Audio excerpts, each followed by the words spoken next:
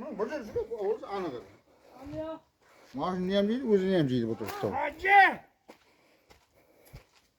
Ölüp ket, ölüp ket. Ölüpler ketken bitip yürmey, meyli mi? He, sen gana ölgün mürdaşav. Haramlap cipsan konman insanı, inanka kırgızıpsan ku. Ha, piyada kaldın indi, pukuma okşap. Özü bir maaşı kiraz. Şu gün aşağı dedi, bir maaşı oldu maaşını. Ma södürap tartım, anaka çıkarın da ma turbada bu tur ura bir deyindi. Söylemezsin, şunu yap. Ey, hani asıl bittin kemazın ma bir ben çakırıp tart çıkarış gerek bunu.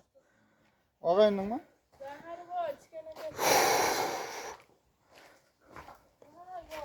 Ey, adamlardan mani ağır ya, mupırıp jergen bul. İyi, bunu sıkıntı yok. Kapıyı da değil mi? Kalıp değil. Uzun baktı, ne kulağım? He, ölgüne, mozaratta, ölüp kitgine. Var akılda olanlar bu. Mani jip kamerip kütüge urup oturuptu.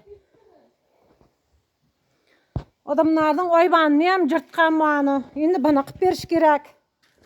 Kalıp da değil.